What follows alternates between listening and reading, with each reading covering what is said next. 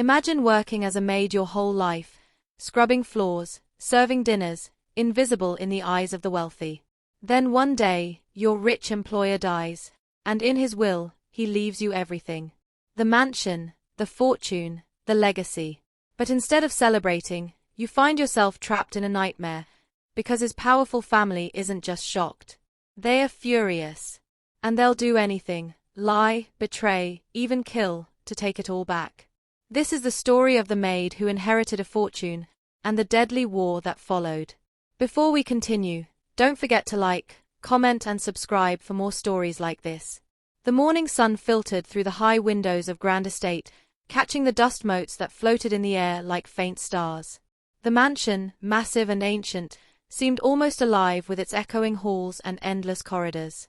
Its stone walls had weathered centuries of storms, and inside, its polished wooden floors and chandeliers gave off an air of wealth that could intimidate anyone who stepped inside. For Nora Whitfield, however, the house was not intimidating. It was familiar. She had worked there for years, dusting every carved railing, scrubbing every marble floor, polishing every piece of silver until her hands were cracked and raw. Nora was a maid, one of many, though often treated as if she were invisible. She moved quietly, carrying a silver tray with a teapot and cup, her soft shoes making no sound on the polished floor. She passed portraits of stern-faced ancestors of the Grand family, their painted eyes seeming to follow her. She always lowered her head slightly when she passed them, out of habit more than fear. She paused outside the library, the largest room in the house, before knocking gently. A voice came from within, gravelly but kind. "Come in, Nora." She opened the heavy wooden door and stepped inside. The library was lined with shelves from floor to ceiling, filled with leather-bound books. Behind a large oak desk sat Lord Reginald Grand, the master of the estate. He was a man in his late 70s, tall and proud even in his old age. His white hair was always neatly combed, and he dressed as if every day required ceremony. Dark suits, polished shoes, a golden watch at his wrist. He looked up from his papers as Nora set the tray on his desk. "Your tea, my lord," she said softly. "Thank you, child," Reginald replied, his voice carrying a mixture of authority and gentleness. "You always bring it just as I like it." Nora allowed herself a small smile, though she quickly hid it. "It is my duty, my lord." Reginald studied her for a moment, his sharp blue eyes seeming to read her thoughts. "Nora, you always speak of duty. But do you ever think of what you want? What you dream of?" Her cheeks warmed. She did not expect such questions from her employer. I don't think of such things, sir. My life is here, in service." Reginald chuckled, though there was sadness in the sound. That's the difference between you and my children. They think only of what they want. You think only of what others need." Nora said nothing. She had learned long ago that it was wiser to listen than to speak. "Sit with me for a moment," Reginald said suddenly. Her eyes widened. "Sit, my lord." "Yes. Just for a moment. You work too hard, and I am an old man who enjoys company more than I admit." Slowly, nervously, Nora lowered herself into the chair opposite his desk. It felt strange, wrong even, to sit in the presence of a man of his standing. Reginald sipped his tea and sighed. "This house, it has been in my family for generations. And yet, sometimes I wonder if the walls would rather fall in on themselves than hear the voices of my children again." Nora tilted her head slightly. She knew of the children: Charles, his eldest son; Margaret, his only daughter; and Isabella, his granddaughter. They came rarely, and when they did, the house seemed filled with quarrels, sharp words, and cold glares. "I am sure they love you, my lord," she said gently. Reginald gave a bitter laugh. "Love? No, child. They love my wealth.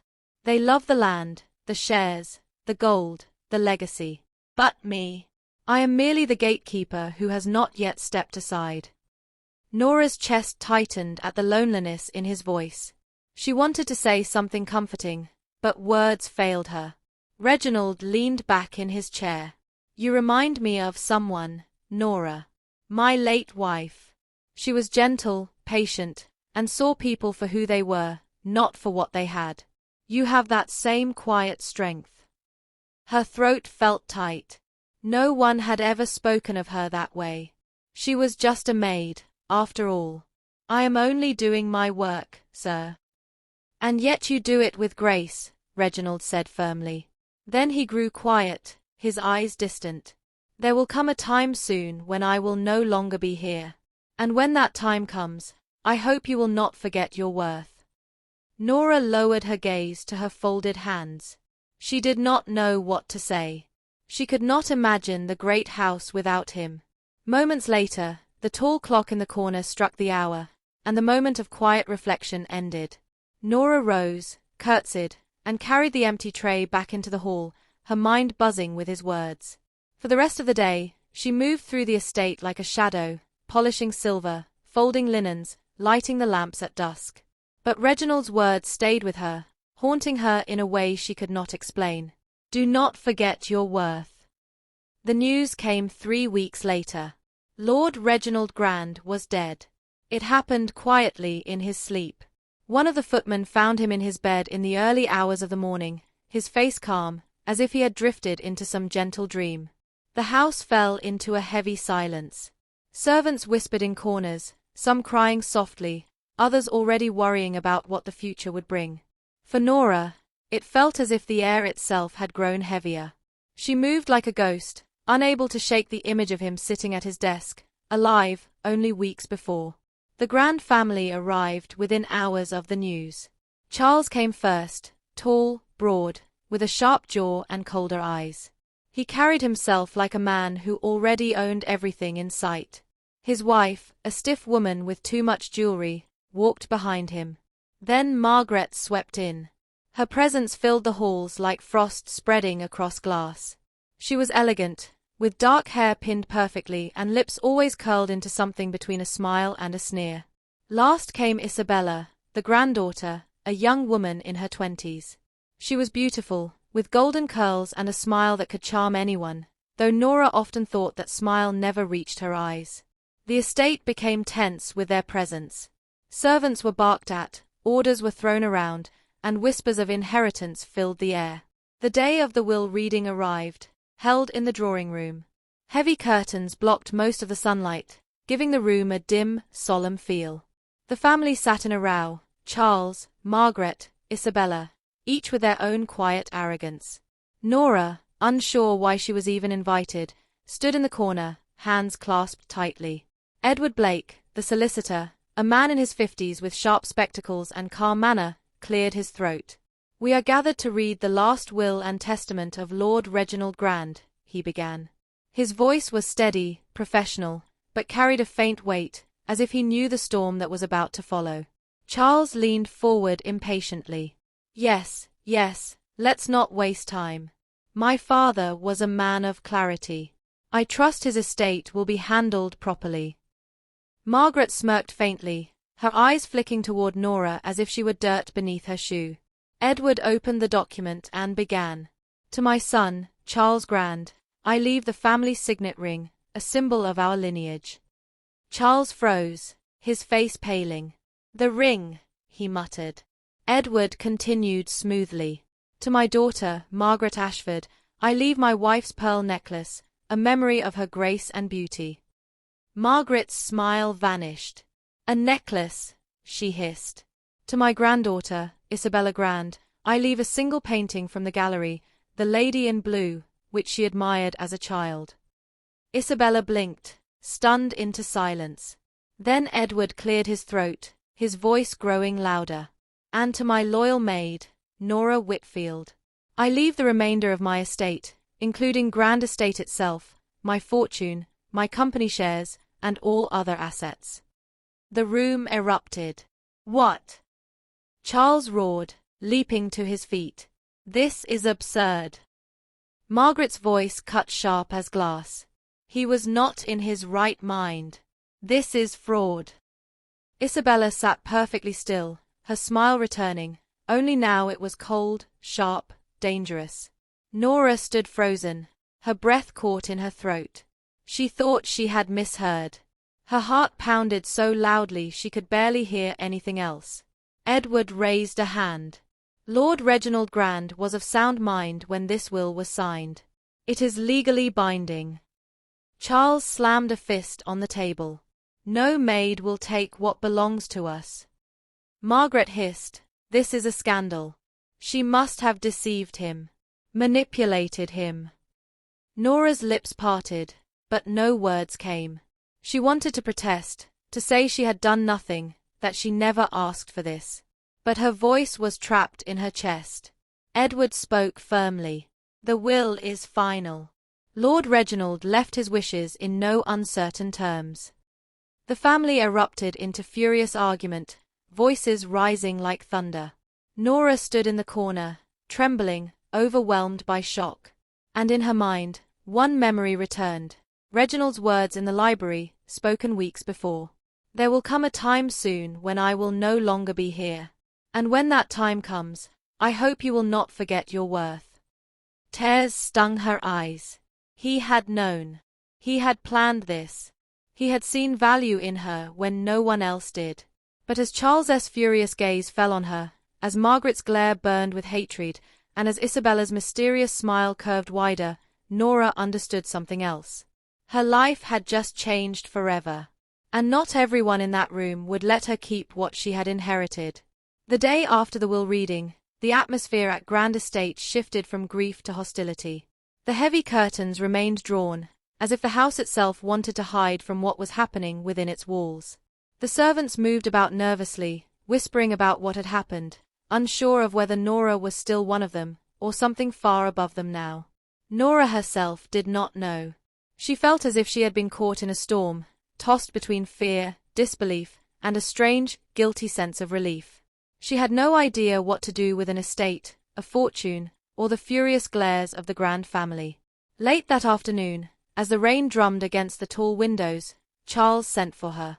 Nora hesitated outside the dining hall before entering. Inside, the long mahogany table gleamed under the chandelier's glow. Charles sat at the head of the table, his wife at his side, Margaret across from him. Isabella lounged near the middle, sipping wine as if the whole affair amused her. Every eye turned toward Nora as she entered. She felt small, like a rabbit walking into a den of wolves. "Ah, the maid arrives," Charles said, his tone dripping with mock politeness. He gestured toward a chair at the far end. "Do sit. After all, this is your house now, isn't it?" Nora flushed, unsure whether to sit or stand. She perched carefully on the edge of the chair, her hands folding tightly in her lap. Margaret smiled thinly. "You must forgive our shock, Miss Whitfield. Father's decision was unexpected. Most unusual, don't you agree?"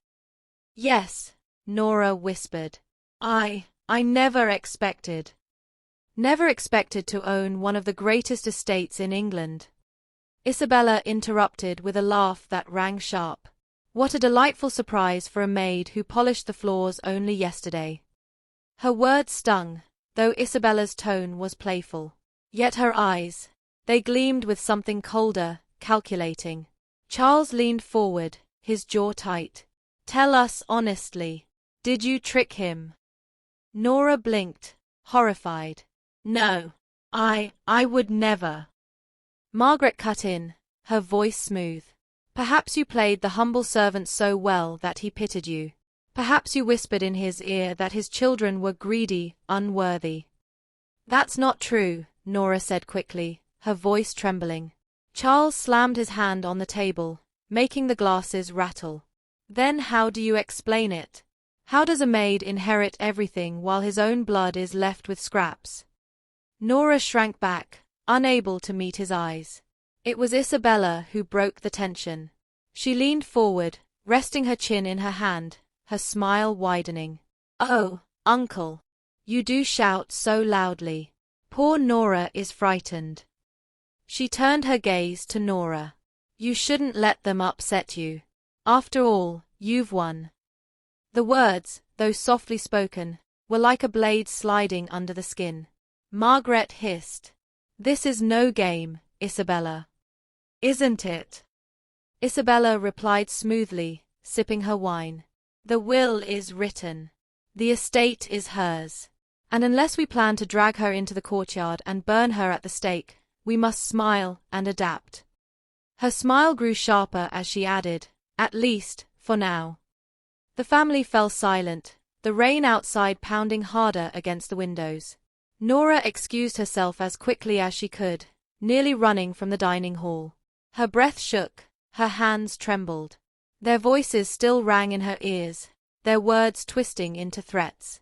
But one thing became clear, though the law had given her the estate, the family would not let her keep it without a fight.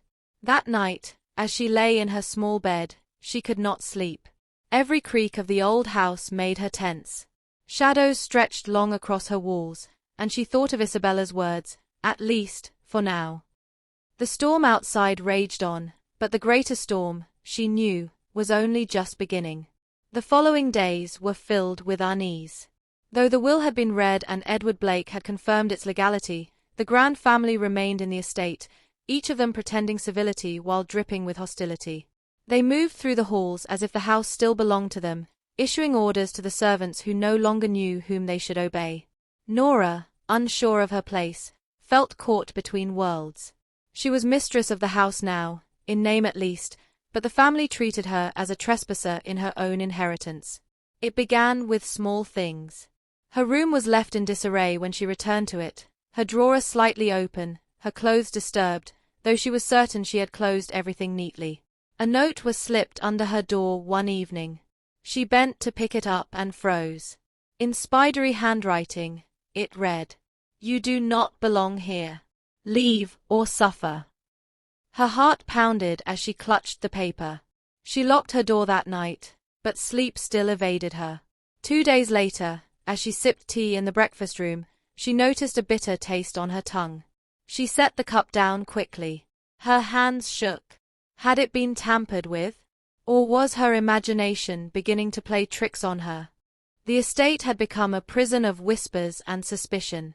Servants avoided meeting her eye, fearful of taking sides.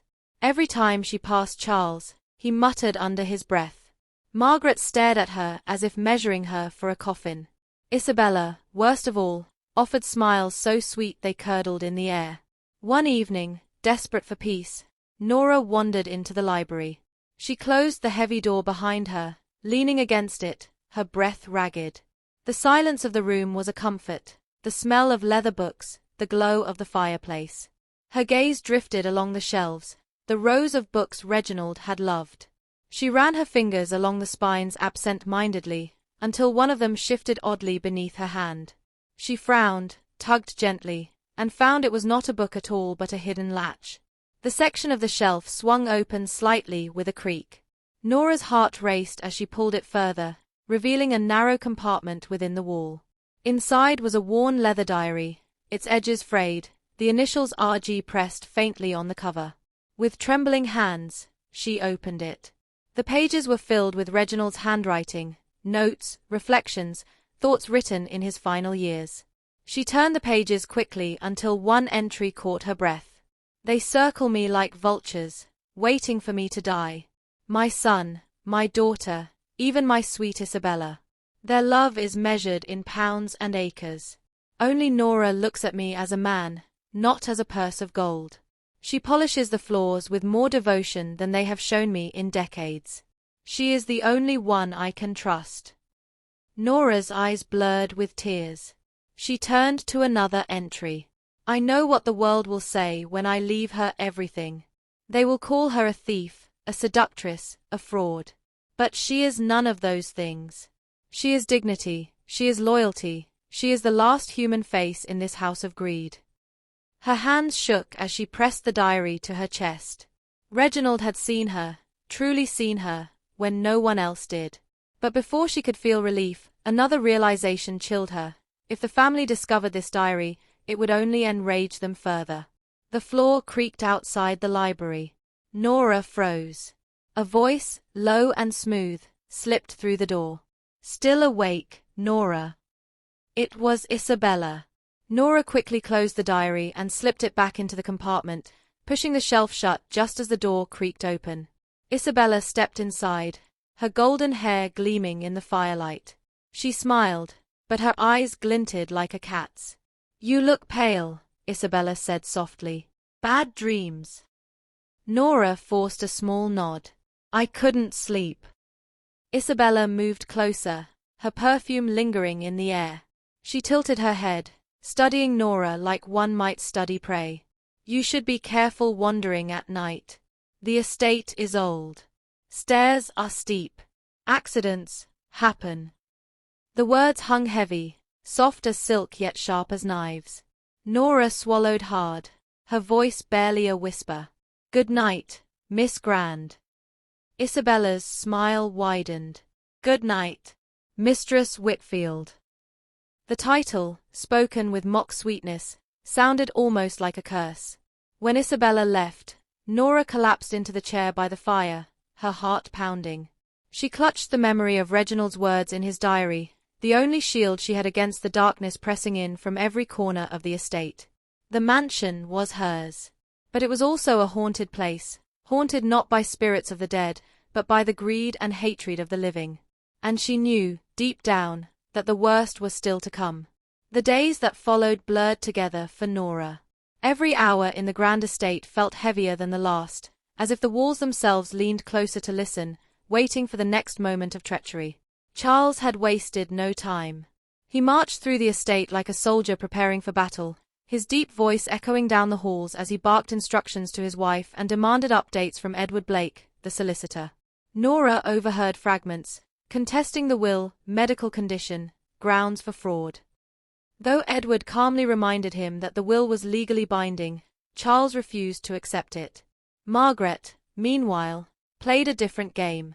She moved gracefully through the estate, polite but cold, smiling at servants yet letting her words drip with venom whenever Nora was near. Each comment was a needle.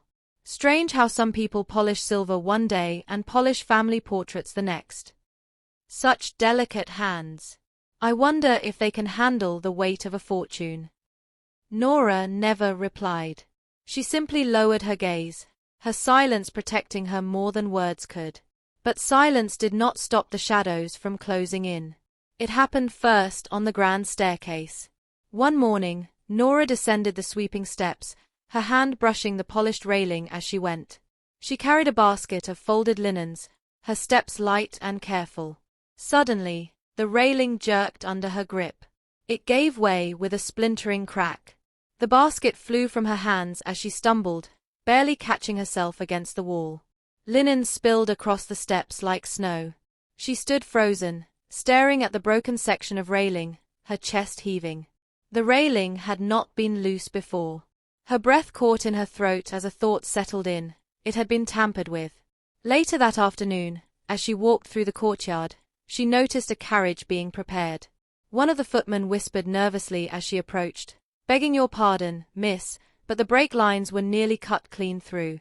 If you'd ridden today." He stopped, realizing he had said too much. Nora's stomach twisted. The shadows weren't just whispers. They were trying to kill her.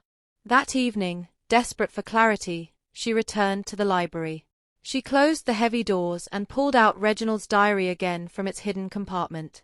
She flipped through the pages, searching for something, anything, that would help her understand why he had chosen her, why he had placed her in such danger.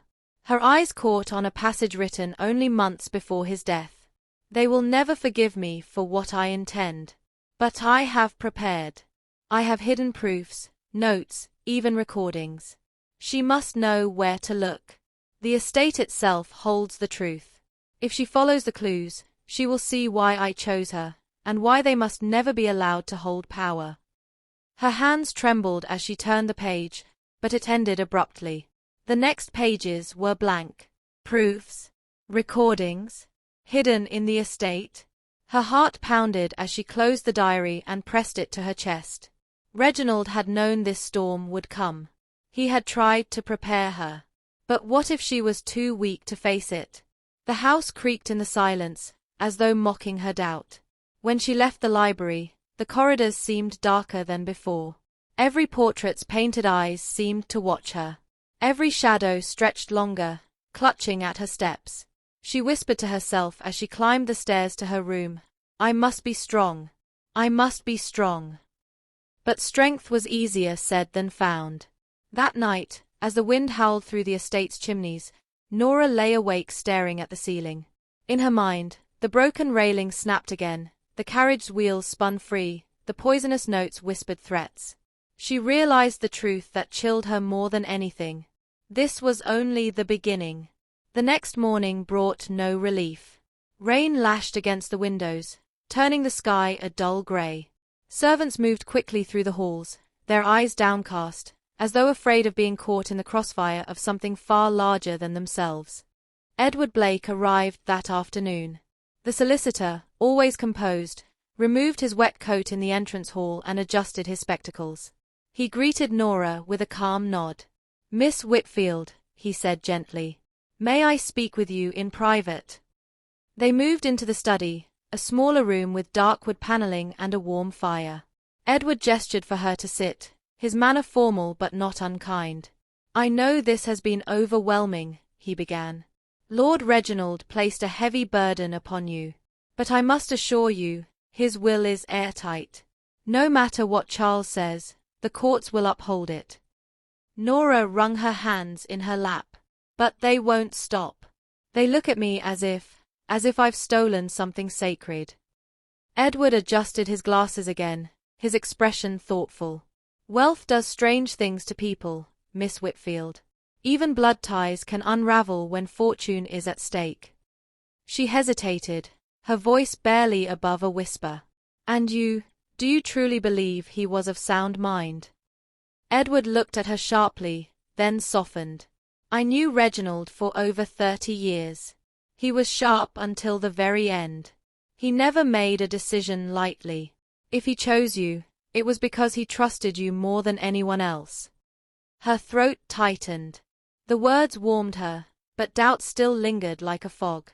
Before she could reply, the door to the study creaked open. Charles stepped inside without knocking, his heavy boots loud against the floor. There you are, Blake, he said curtly.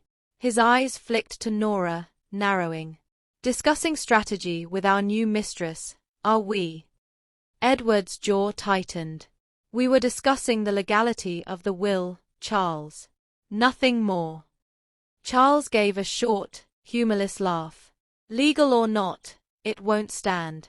I'll drag this maid through every court in England if I must. Nora flinched at the venom in his tone.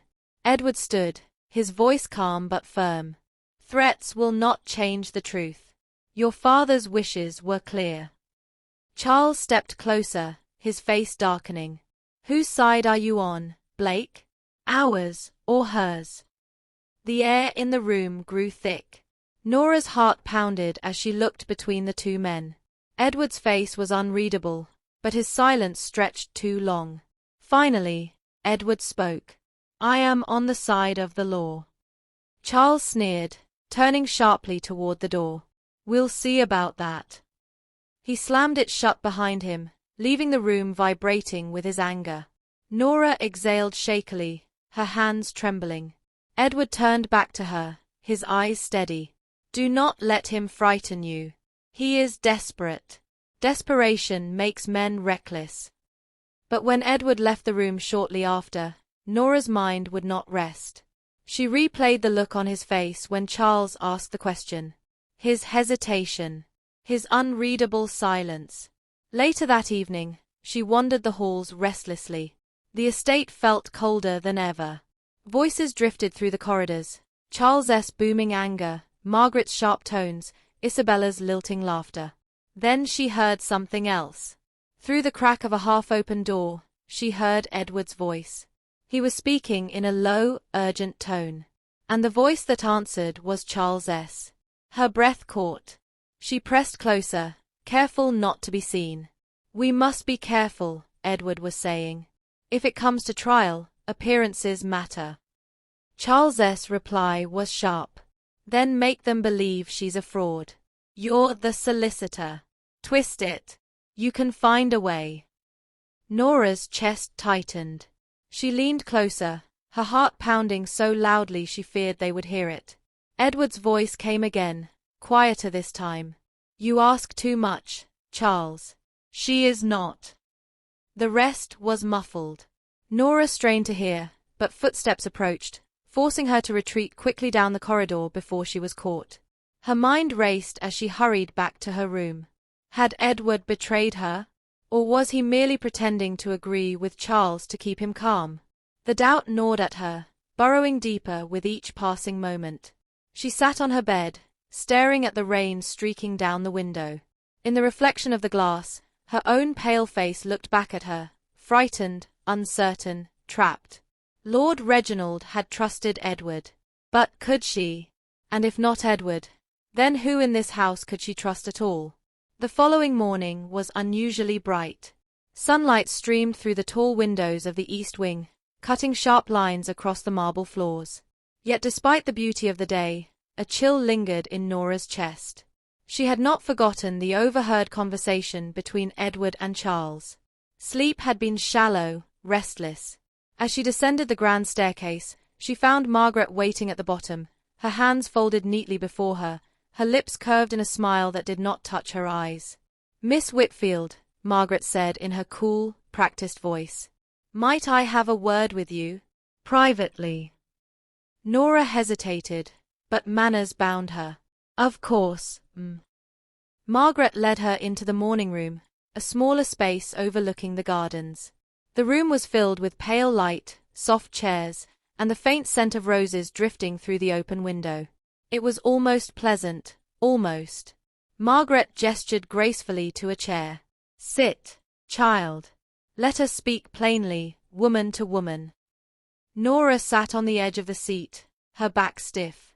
Margaret poured tea into 2 delicate cups, her movements elegant, deliberate. She passed one to Nora, who held it carefully though she did not drink.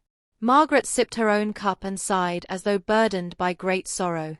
"I imagine this is all rather overwhelming for you. One day a servant, the next the mistress of grand estate. Quite a transformation." "Yes," Nora said softly. "It still does not feel real."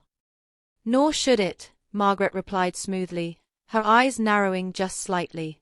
"You see, wealth is not simply possessions. It is a weight, a responsibility, a birthright. One cannot polish floors one day and manage fortunes the next." Nora's fingers tightened around the teacup. Margaret leaned closer, her voice lowering, almost kind. "You are young, Nora. Gentle. This fortune will destroy you. My brother was unwell. Surely you see that. His mind wandered in those final years. He clung to you out of loneliness, not reason. It was never his true intention for you to bear this burden." Nora swallowed, forcing her voice steady. "He wrote it. He signed it. He meant it." Margaret's smile sharpened, though her tone remained soft. "Perhaps. Or perhaps he was guided. Influenced. People might say, manipulated." Nora's breath caught. "That's not true." Margaret set her cup down with a delicate clink. She leaned so close that Nora could smell the faint perfume of lavender and powder on her skin. Her eyes glittered with something hard and cruel. "Listen to me carefully, child," she whispered. "If you cling to this fortune, you will regret it. I can have you declared unfit, unstable. I can put you in an asylum before winter ends, and no one will question it. The law can be bent, twisted. Believe me, I know. Sign the estate back to us, and you will be spared all of that. We will even provide you a generous allowance. You will live comfortably, quietly. That is all you should want." Nora's heart pounded. Her hands shook so badly the tea in her cup rippled. For a moment, she thought she might faint. But deep inside, a spark of something steadier, something Reginald had planted in her, flickered to life. She set the cup down firmly. "No." Margaret blinked, her face hardening. "No." "I will not sign anything," Nora said, her voice trembling but clear. "He chose me. I will not dishonor him." For a long, silent moment, Margaret simply stared at her. Then her lips curved into a smile colder than any glare. "Very well, she said softly. Then you won't live long enough to regret it. She rose gracefully, smoothing her gown, as though nothing had happened. With a nod, she left the room, leaving Nora trembling in her chair. The sunlight streaming through the windows no longer looked bright. It looked cruel, as if the day itself mocked her fear. The house was quieter that evening. Rain had returned, tapping gently against the windows, filling the silence with a steady rhythm. Nora sat in her small chamber, her mind racing, Margaret's words still slicing at her thoughts. She had never felt so utterly alone. A soft knock startled her. She rose quickly, heart hammering, and opened the door. Isabella stood there, framed in the candlelight of the corridor. Her golden curls glowed in the dim light, her smile warm, almost inviting. "May I come in?" she asked sweetly. Nora hesitated, then stepped aside. Isabella glided in, her silken gown whispering against the floor. She looked around the small room with mild amusement, then settled herself on the edge of the bed as if she owned it. "You look pale," Isabella said, tilting her head. "Did my aunt upset you again?" Nora lowered her gaze. She asked me to give up the estate." Isabella chuckled softly. "Of course she did. My aunt believes everything belongs to her by right. She cannot imagine a world where anyone else holds power. Least of all you." Her words, though spoken kindly, stung. Isabella leaned forward, her expression softening. "Do you know why my grandfather left you everything?" Nora shook her head, her voice small. Because he said I cared for him." "Yes," Isabella said, her smile fading. "But there was more. My grandfather despised us, his own family. He saw us for what we were. Greedy, cruel, cold. He once told me as much." Nora looked up, startled. "He told you?" "Oh, yes," Isabella said, her voice smooth. "We quarreled often. He said I was too much like my mother. He said none of us deserved a penny. You, however, you reminded him of what he wished he had, a daughter who was kind, loyal, simple." Her gaze lingered on Nora, sharp despite the softness of her tone. "He saw in you the family he never truly had." Nora's chest ached at the words. Tears welled in her eyes. She had felt invisible her whole life, yet Reginald had seen her as something more. Isabella reached forward, gently taking her hand. Her grip was cool but firm. "I want to help you, Nora. Truly, I do. You are not strong enough to fight my uncle and my mother alone. They will tear you apart. But with me, you would stand a chance." Nora blinked through her tears. "Help me." "Yes," Isabella whispered, her eyes glittering. "I have influence. I know their plans before they act. I could protect you. All I ask is a share. Half. Sign half the fortune over to me, and I will make sure no harm comes to you." The words sank like stones in Nora's heart. "Half?" She pulled her hand back slowly. "No, I cannot." Isabella's smile faltered, then returned, though colder this time.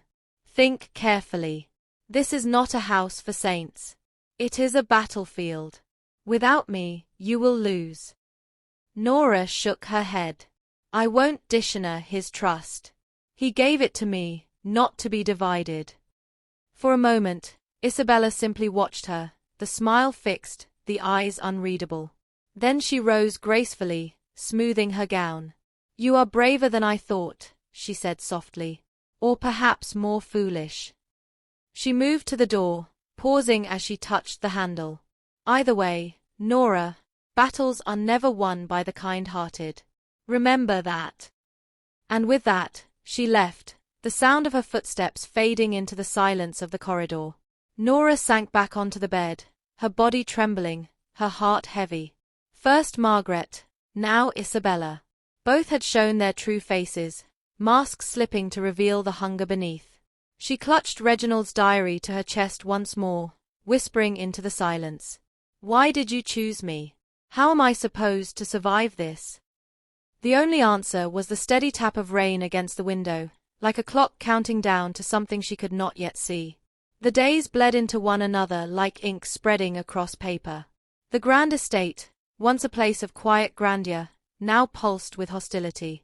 Servants whispered nervously in corners. Doors seemed to creak more loudly. Even the clocks ticked with a heavy, ominous weight, as if time itself were bearing down on Nora. Everywhere she turned, she felt eyes on her. Charles's glares, Margaret's calculated smirks, Isabella's lingering stares, they followed her like shadows. On the fourth evening after her confrontation with Isabella, Edward called for her in the library.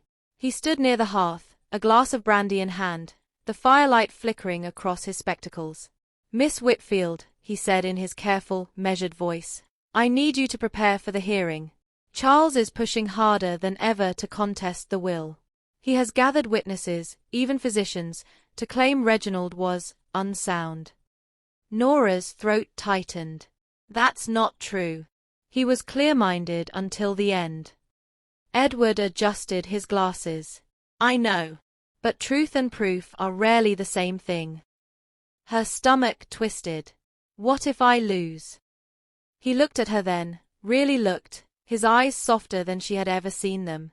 "Then everything your master entrusted you will vanish. The estate, the fortune, your safety, all gone." She shivered. "So what do I do?" Edward sipped his brandy, then lowered his voice. "You must be cleverer than them. Reginald left you more than a fortune, Miss Whitfield. He left you secrets." Her head snapped up. "You know about the diary." Edward's expression shifted, surprise, then understanding. "So you found it." Nora's hands tightened into fists. "What do you know, Edward? Tell me." He hesitated, then stepped closer, lowering his tone further. "Reginald often told me he had a safeguard. Evidence hidden, things that would keep his greedy kin from tearing apart what he built. If you found even part of it, you must guard it carefully. It could save you." Before Nora could press further, the door burst open. Charles stormed in, his face flushed with rage. "There you are, Blake," he barked. Still whispering in her ear. Still feeding her lies. Edward's jaw tightened. "I am doing my duty as solicitor." Charles strode forward, his eyes burning. "Your duty is to the family, my family, not some scheming maid who wormed her way into my father's affections." "She did no such thing," Edward snapped. Charles turned on Nora, his finger jabbing the air. "You think you've won? You think because some ink on paper says so, you can replace us? You're nothing, girl. Nothing. And I swear by God, I'll see you ruined before I let you sit in my father's place." Nora's heart thundered in her chest. She wanted to speak, to defend herself, but fear locked her tongue. Edward moved between them. "Enough, Charles. Leave her be." But Charles only sneered. "Careful, Blake. People might think you've taken her side." With that, he stormed out, slamming the door so hard the shelves rattled.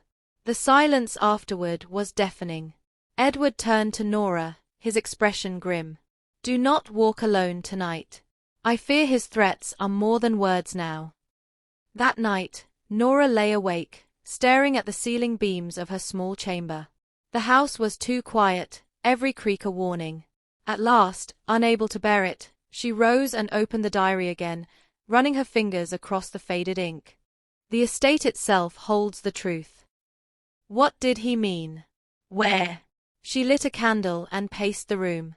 Her mind replayed Reginald's voice, the way he had always loved riddles. "If he wanted me to find it," she whispered, "where would he hide it?" Then she remembered. The study clock. Reginald had once told her that it was the heart of the house, a grandfather clock older than even the estate itself. She grabbed her candle and hurried through the dark corridors, the flame trembling as she moved. The study was silent when she slipped inside. The tall grandfather clock stood against the wall, its pendulum swinging steadily. Her fingers shook as she opened the lower panel. Inside, Tucked behind the weights was a small wooden box. Dust clung to it, but it was intact. She pulled it free, heart hammering. Inside were letters, receipts, and, most startling, small wax-sealed recordings on thin cylinders. She held one up, her breath catching. He had left her proof. Proof of what, she did not yet know, but enough to fight them. Suddenly, footsteps echoed in the corridor. Heavy, deliberate. She blew out the candle and pressed herself against the wall, clutching the box to her chest. The footsteps stopped just outside the study door. A shadow moved beneath the crack. Then the handle turned. Nora's breath caught. The door creaked open, and Charles stepped inside. His eyes swept the room, hard and searching. Nora pressed deeper into the corner, the darkness hiding her. Her heart thundered so loudly she feared it would give her away. Charles paced the room once, muttering under his breath. Finally, he left, slamming the door behind him. Nora did not breathe until the silence returned. Then, clutching the box, she fled back to her chamber. She knew now, the war was about to end. One way or another. The hearing was held 3 days later in the small courthouse in town.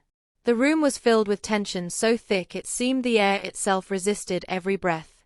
Charles sat at one table, his lawyer beside him, Margaret and Isabella seated proudly behind. Their faces were masks of icy determination. At the other table sat Nora, pale but composed, Edward Blake at her side. She held the wooden box beneath the table, her fingers brushing against it as if it were her only anchor. The judge entered, his robe sweeping the floor, and the room fell silent. Charles's lawyer wasted no time. He rose, voice sharp and theatrical, painting Reginald as an old man drifting into senility, easy prey for manipulation by a young maid. He called Margaret to the stand, who spoke with perfect poise. "My poor brother," she said, dabbing a handkerchief to her eyes. He was not himself in those final months. He often mistook names, spoke nonsense. This will cannot reflect his true mind.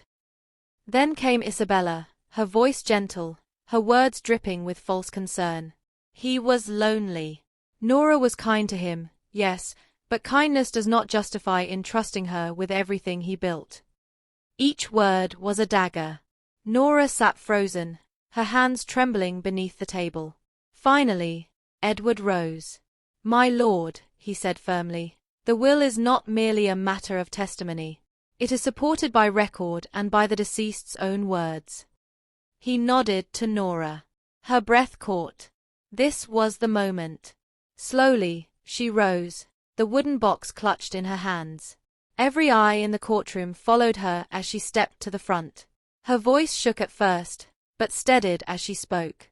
Lord Reginald was not confused. He was not misled.